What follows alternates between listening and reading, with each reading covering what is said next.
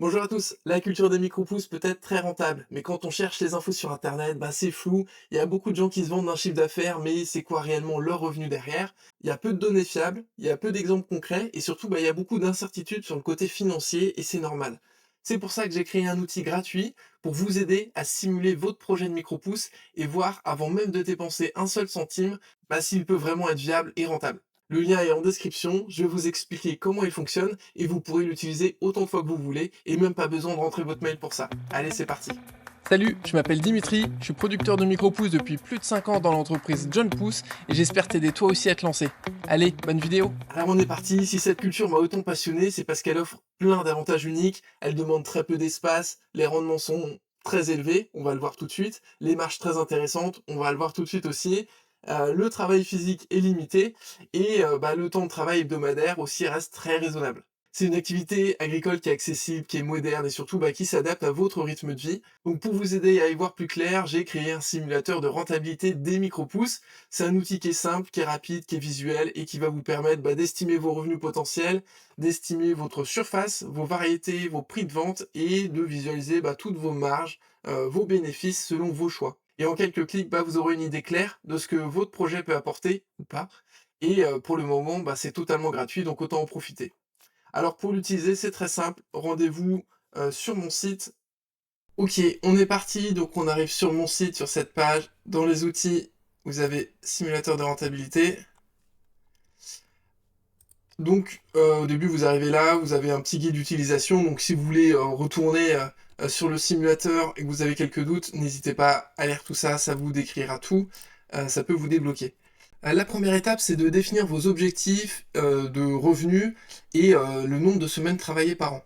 Donc là, pour cet exemple, alors je vais réinitialiser, comme ça vous avez les valeurs par défaut. Dans cet exemple, on va prendre par exemple 30 000 euros de revenus annuels. Vous avez des petites aides à chaque point. Et on va partir sur 40 semaines de vente par an, sur 52 semaines, comme ça fait des vacances, ça fait des coupures, etc. Et donc ça revient à un objectif par semaine à 750 euros par semaine. Pour les micro-pousses, on travaille souvent à la semaine parce que au final, les cycles de culture sont à la semaine.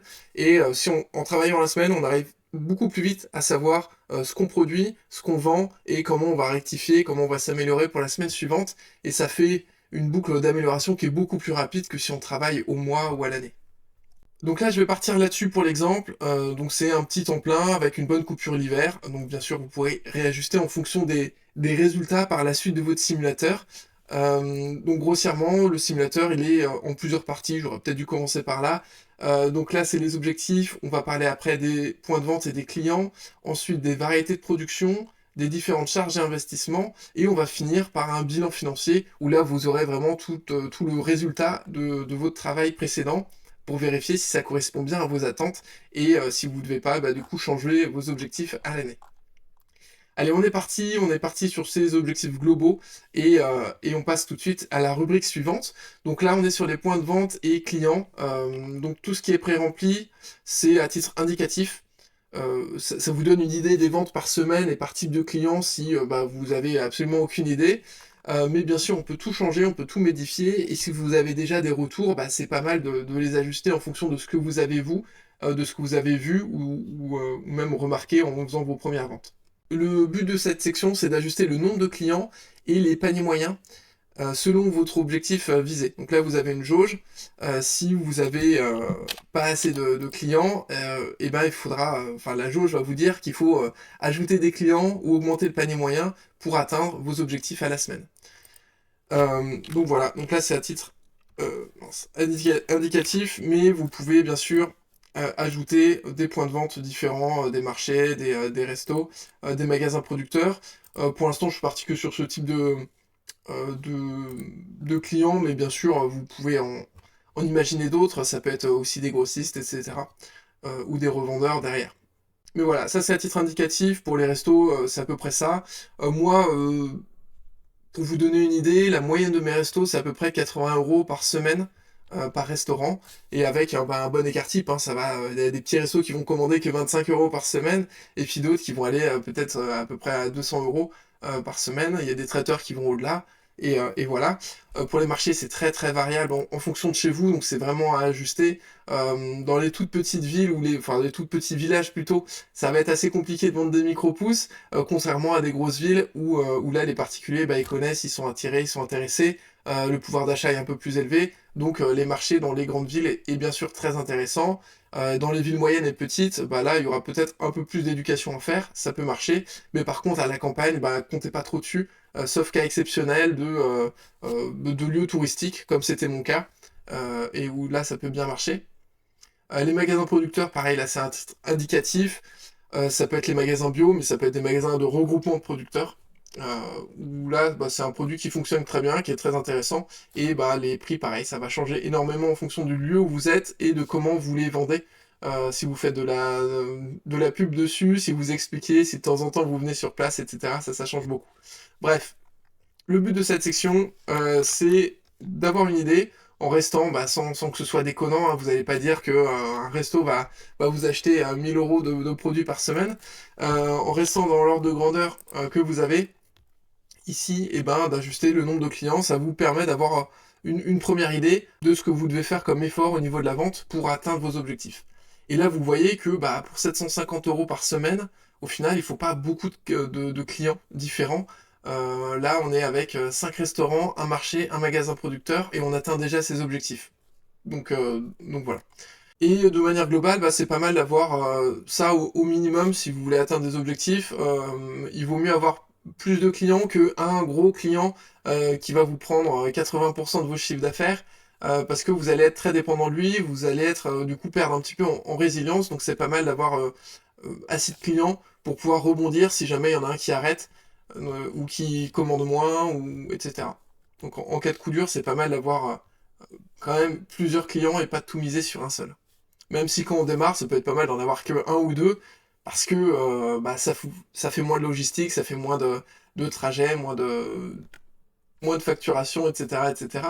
Mais dès qu'on veut se développer un petit peu, augmenter son nombre de clients, c'est quand même pas mal. Une fois que ça c'est fait, on passe à la rubrique suivante, donc variété et production. Donc là, pareil, il y a des valeurs qui sont préenregistrées. Si jamais bah, vous les supprimez, parce que vous n'en avez pas besoin, pour les rajouter, bah, ça va être des cases vides, donc n'hésitez pas à utiliser le petit bouton réinitialiser tout en haut, et comme ça vous allez les retrouver. Là, c'est des valeurs indicatives, mais qui sont très réalistes sur à la fois bah, les prix de vente pour ces variétés-là et les rendements pour ces variétés-là. Et aussi bah, le coût par plateau. Donc là, le coût par plateau, ça comprend le prix des graines et donc les graines, le substrat. Donc là, dans mon cas, c'est du terreau, mais ça peut être du coco, du chanvre, etc. Et le packaging de vente aussi qui est inclus dedans.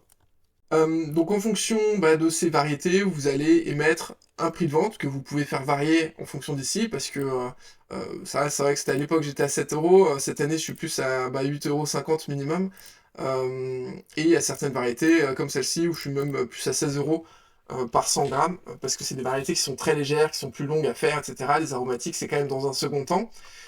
Et ça calcule automatiquement bah, le nombre de plateaux correspondants par rapport au rendement que vous allez mettre ici, et donc la surface aussi que ça va prendre. Donc à la fin, vous allez à la fois savoir le nombre de plateaux dont vous allez avoir besoin pour, euh, pour votre exploitation, qui va être mis ensuite dans les charges et investissements, et la surface que ça prend. Et là, vous vous rendez compte que bah, quand on atteint nos objectifs, pour quand même 750 euros par semaine, qui est quand même un chiffre d'affaires qui n'est pas négligeable, vous avez moins de 10 mètres carrés qui est nécessaire.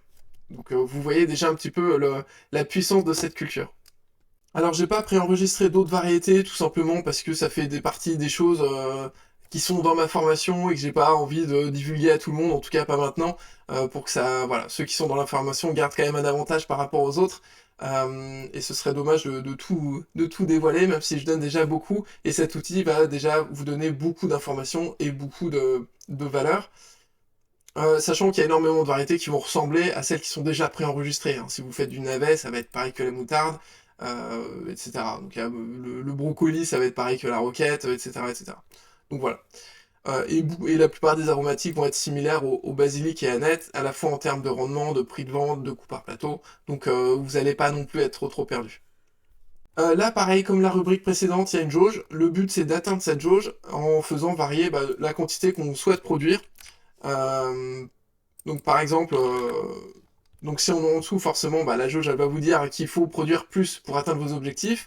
Et si par contre vous êtes au-dessus, ça veut dire que vous produisez plus par semaine que votre objectif. Donc avoir un petit peu de marge, c'est bien, parce que vous pouvez avoir des imprévus, vous pouvez aller démarcher d'autres clients, vous pouvez vouloir avoir plus de produits au cas où il y ait plus de demandes, mais trop produire, bah, ça va être du gâchis. Donc là, il va falloir faire attention de ne pas trop produire et de toujours ajuster votre production en fonction de la demande réelle et pas en fonction bah, de la surface que vous avez ou de vos envies.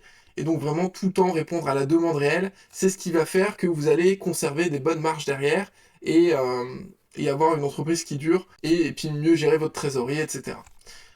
Et l'avantage des micro-pousses, c'est qu'il y a un cycle court. Donc toutes les semaines, vous allez, en fonction des résultats, en fonction des retours de vos clients, pouvoir ajuster vos quantités et vos types de variétés produites en fonction de la réelle demande. Et donc, à la fois, toujours pouvoir les satisfaire, et puis en même temps, bah, ne pas avoir de gâchis de votre côté.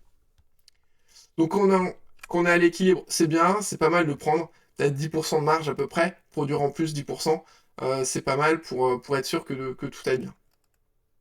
Et encore plus quand on est sous serre, parce que les conditions climatiques font qu'on peut avoir bah, des petits imprévus, on est un peu moins régulier sur les rendements, alors que bah, en intérieur, les conditions sont similaires, donc on arrive à avoir des rendements réguliers vraiment toute l'année. C'est un peu plus simple là-dessus pour tout ce qui est prévision.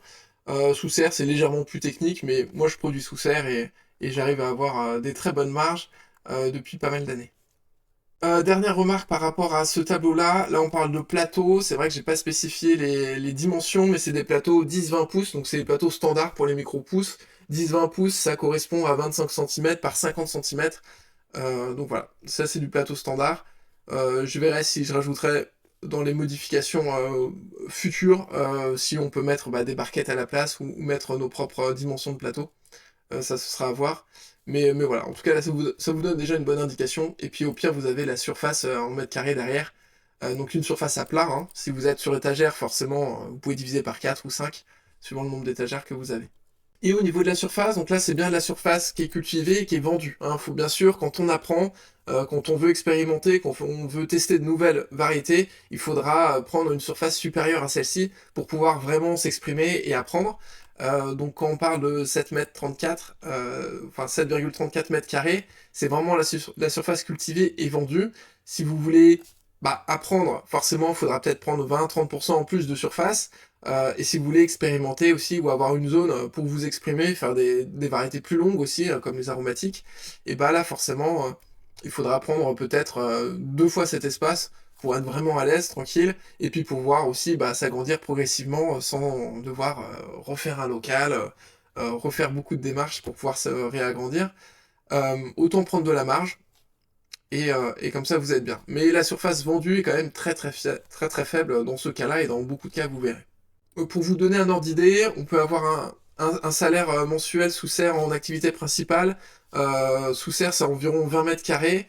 Je conseille quand même de partir sur 30 mètres carrés pour être vraiment à l'aise, pouvoir s'agrandir si on veut, pouvoir bah, faire d'autres petites choses pour continuer d'apprendre et d'expérimenter, et puis pour avoir la place d'avoir des belles tables de semis, des belles tables de récolte, et pour avoir une belle organisation qui nous donne envie d'aller travailler. Ça, c'est important. Et en intérieur, vu qu'on travaille sous étagère, 10 mètres carrés, ça nous permet d'avoir un salaire déjà, et de pouvoir bien en vivre. Donc voilà, 10 mètres carrés, c'est quand même le minimum, parce que là, pareil, il faut un espace de rangement, de semis, de récolte, etc. Une logistique à avoir, et donc c'est pas mal. Et puis, bah, si vous avez un peu plus, forcément, ça vous laisse plus de place pour vous exprimer, mais en tout cas, 10 mètres carrés en intérieur, c'est déjà vraiment pas mal. Et enfin, dernière rubrique avant de passer au résultat final, au bilan financier. Là, on est dans la rubrique charges et investissements. Donc ici, j'ai déjà préenregistré bah, toute une configuration pour une production sous serre avec une location de la serre, mais bien sûr, on peut faire une serre, acheter une serre tout équipée.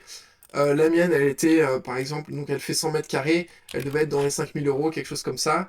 Euh, donc voilà, donc ça c'est à vous de voir.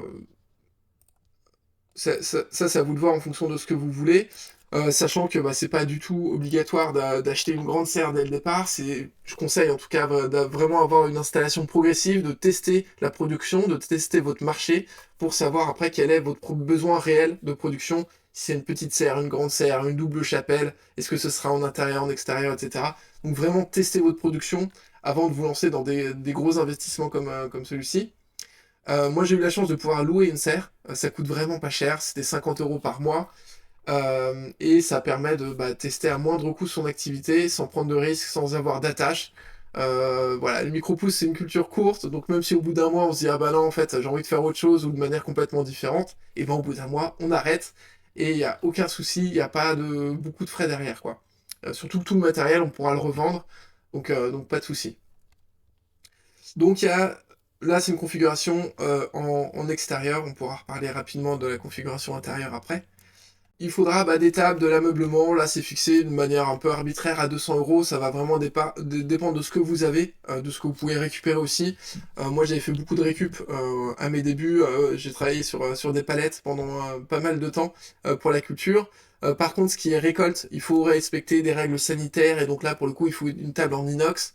Les petites tables en inox ça peut être 100 €, hein. C'est pas forcément cher, mais il faut que ce soit vraiment propre pour respecter toutes les normes d'hygiène. Le matériel de récolte, ça monte pas très haut, ça va être un couteau, ça va être des boîtes, ça va être un peu de rangement, etc. Le matériel d'irrigation, pareil, ça va pas coûter très cher, à part si vous avez des grosses installations avec une grande serre qui est déportée, etc. etc. L'assurance, elle est obligatoire quand on vend, quand on a une activité professionnelle, donc il faut une assurance pro, responsabilité civile pro. C'est à peu près 150 € par an, donc c'est quand même pas très cher. Et les cotisations, là je me suis trompé, quand on est cotisant solidaire, donc c'est un statut que je conseille, être cotisant solidaire avec une entreprise individuelle, pour vos débuts c'est nickel, parce que ça s'ajoute à votre statut actuel, ça va pas changer vos cotisations si vous êtes à l'URSSAF ou autre à côté. Et par contre, ça vous donne le droit de vendre des denrées alimentaires, donc ça c'est nickel. Donc voilà, et c'est à peu près 300 € par an, ce qui n'est pas grand chose. Il y a une petite variable sur le chiffre d'affaires, mais voilà. Et j'ai rajouté des frais de livraison, mais on peut rajouter d'autres choses. Comme d'habitude, il y a un petit bouton pour ajouter des autres postes de charge supplémentaires. Et au niveau des plateaux sous plateaux, c'est calculé directement, automatiquement, suivant cette rubrique-là. Vous avez un nombre de plateaux ici, qui est recalculé ici. Ah oui, là, c'est noté à 20 €. Donc c'est deux plateaux et un sous-plateau. C'est-à-dire que généralement, le sous-plateau, il va rester fixe dans votre outil de production. Vous n'avez pas vraiment nécessité d'avoir plus de sous-plateaux que d'espace dans votre production. Par contre, avoir 2 fois plus de plateaux, ça c'est utile pour avoir une belle rotation de culture. C'est-à-dire que quand vous êtes à la fin d'une culture, vous avez déjà démarré celle d'après, qui va être au stade germination, donc pas sous la lumière au même endroit, mais qui va être sur une autre étagère ou un autre endroit, ou sur votre table de semis si vous n'avez pas d'autre espace. Pour démarrer, ça suffit. Donc c'est bien d'avoir 2 fois plus de plateaux que nécessaire, mais pile poil le bon nombre de sous-plateaux suffit largement. Enfin, suffit tout court, pas largement. Donc voilà, donc ça revient à environ 20 €, 2 plateaux et un sous-plateau. Donc le calcul se fait automatiquement ici, et c'est ramené à la semaine derrière pour faire le bilan financier. Donc on arrive au bilan financier, là on revoit notre chiffre d'affaires par semaine visé, donc notre objectif qu'on avait défini au tout début. Les investissements de départ, ça va être la somme de tout ce qu'on a vu dans ce tableau-là. Les charges opérationnelles par semaine, ça va être la somme de tous nos coûts par plateau ici avec le nombre de plateaux qu'on fait. Donc ça va dépendre de notre production. Les charges fonctionnelles par semaine, ça va dépendre de ce tableau-là. Donc les charges qui vont être ici ramenées à la semaine. Le total est ici. Donc ça va nous faire un total quand on additionne les charges opérationnelles et les charges de fonctionnement. Et si on le soustrait à notre chiffre d'affaires, ça va nous donner un revenu par semaine qui est après multiplié par le nombre de semaines où on travaille, donc un revenu annuel. Donc voilà, et ça calcule aussi automatiquement le taux de marge opérationnelle, et ce taux de marge, il est de 73% dans cette configuration-là, qui est un très très bon taux de marge par rapport à beaucoup d'activités agricoles ou même non agricoles. Et généralement, pour les micro-pousses, on est entre 70 et 80%, suivant les types de variétés qu'on choisit, et suivant la manière de produire Généralement c'est ça, suivant notre expérience surtout, parce que moins on a de gâchis, plus on a de marge. Donc voilà. Ça peut descendre un petit peu en dessous quand vous apprenez forcément, mais on est autour de ce taux de marge par la suite en tant que professionnel. Si vous bidouillez un peu trop, que vous êtes un peu perdu, comme d'habitude, vous appuyez sur réinitialiser et ça remet les valeurs par défaut, celles qui sont préenregistrées et qu'on vient de voir. Quand vous avez une configuration qui vous plaît, vous pouvez exporter directement, un clic et bam, ça part, c'est un fichier CSV, donc c'est un tableur classique. Et vous pouvez imprimer aussi la page directement, je crois que ça imprime tout, mais bon, voilà, ça vous donne une idée, où vous gardez un peu le visuel, plutôt qu'un tableur. Donc voilà, ça c'est pareil. Donc voilà, j'espère que cet outil vous a plu en tout cas. N'hésitez pas à liker cette vidéo d'ailleurs si ça vous a plu et à vous abonner à la chaîne, ça aiderait énormément à faire plus de contenu de ce style et à développer plus d'outils. Si je vois que ça vous plaît, je pourrais l'améliorer et le perfectionner. Donc voilà, n'hésitez pas à me le dire. Alors petit disclaimer, ce n'est pas un outil comptable, les valeurs elles sont indicatives, elles sont forcément ajustées selon votre situation réelle, selon vos rendements ou le panier moyen de vos clients. L'objectif c'est simplement de vous donner une vision réaliste de ce qu'implique une activité de micro-pouce professionnelle. Donc voilà, maintenant à vous de jouer, allez tester l'outil et dites-moi ce que vous en pensez dans les commentaires. Alors là c'est une première version, donc vos retours sont précieux. Si vous avez des idées d'amélioration, des remarques ou simplement envie de me parler de votre projet, je serai ravi d'en discuter avec vous. Et si vous voulez aller plus loin, je vous invite aussi à rejoindre une conférence gratuite. Les inscriptions sont en description de la vidéo, parce que oui, les chiffres c'est bien, c'est une bonne première étape, mais sans méthode, c'est dur de les transformer en un vrai projet viable, et on verra tout ça ensemble. Allez, à très vite et bon test avec le simulateur.